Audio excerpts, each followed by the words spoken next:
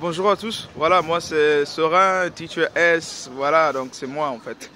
Et j'aimerais faire une vidéo en français vite fait pour parler des opportunités qu'il y a ici en Chine. Bien, déjà, il faut s'attaquer déjà aux élèves, parce que moi je suis venu ici en tant qu'élève. Je vais parler en particulier de ma carrière en fait, et un peu donner des informations sur ce que j'ai eu à voir, parce que je n'aime pas parler des trucs que j'ai pas vécu. Bon, en premier lieu, il faut déjà savoir que quand je suis arrivé ici là, j'avais eu quelques soucis avec la bourse que j'avais eue. Je me suis rendu compte que c'était un peu... Je vois avec vous qu'il y a des gens qui faisaient ce business ici là, ils te montrent des prix bizarres sur la bourse que tu as eue et tout. Et quand tu arrives sur le terrain, c'est pas la même chose.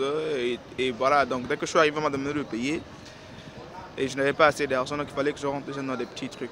Mon premier business que j'ai fait ici en Chine, c'était griller des brochettes. Brochettes en route et tout. Quand les Chinois ont un truc qu'ils appellent Food Festival.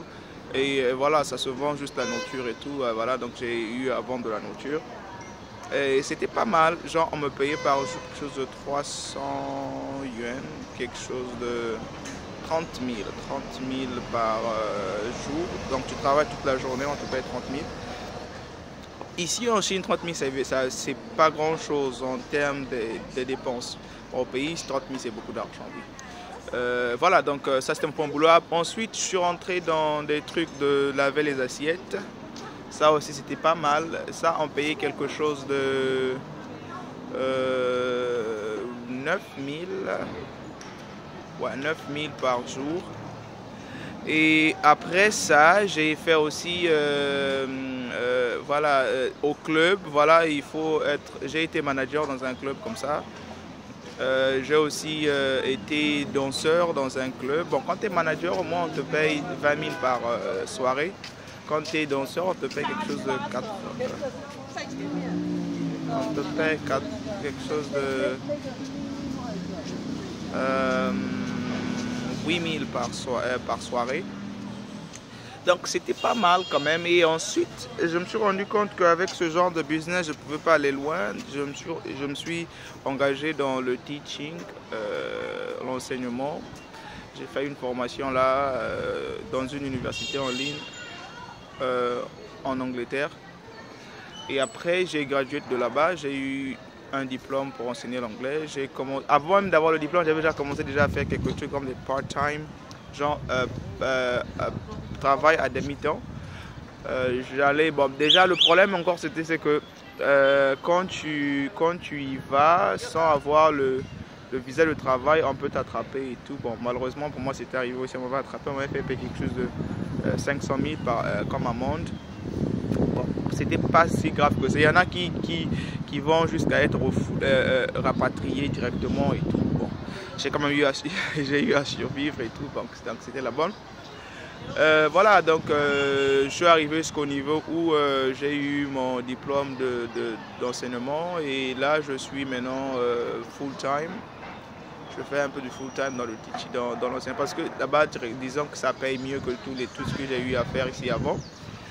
Et voilà, parce que je suis dans une démarche où je dois entreprendre et comme vous le savez, la condition sine qua non pour entreprendre, c'est de l'argent. Parce que nous, les Africains, on n'a toujours pas de l'argent, mais c'est ça qu'il nous faut pour nous en sortir. Donc moi, je me suis dit, je vais foncer jusqu'à partout où je pourrais pour avoir assez de fonds, de sorte que... Parce que s'il faudrait travailler un boulot minable qui va te payer moins et qu'il te faudrait prendre des années sur des années pour save afin de réaliser un projet, et ça c'est pas mon cas parce que moi je suis pas sûr que je suis du genre à vouloir vivre longtemps et être patient. Je suis pas patient de nature, donc j'aime ce qui peut être plus pratique pour moi en fait.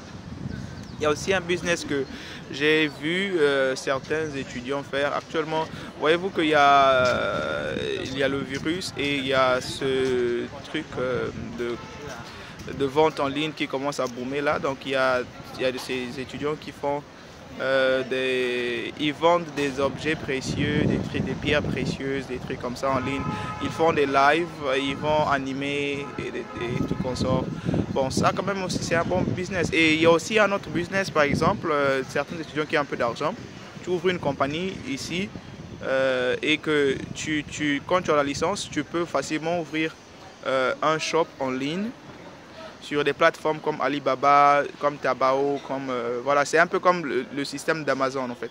Donc tu as ton shop, tu as ta licence, tu vends des produits et ça c'est une opportunité pour des produits africains parce que ceux qui vendent quelques produits africains ici, c'est vraiment très cher. Bon, si tu peux avoir ton shop, parce que moi je trouve que c'est mieux de vendre avant même de vendre avant de faire le business. Parce que déjà, si tu as ton shop, tu as tes produits qui sont disponibles. Par exemple, les produits comme le beurre le beurre de karité, des produits comme...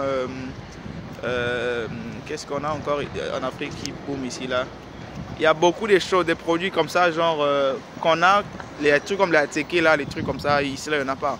Donc, des choses comme ça, tu peux faire ton shop en ligne. C'est-à-dire que les gens qui vont commencer à faire des commandes, déjà, ils payent déjà en avance. Quand tu fais tes trucs, tu calcules avec tes dépenses et tout. Donc, c'est quand même un bon business. C'est ce que je pense faire si j'ai la possibilité d'avoir une compagnie ici. Là, je peux faire des trading là et tout.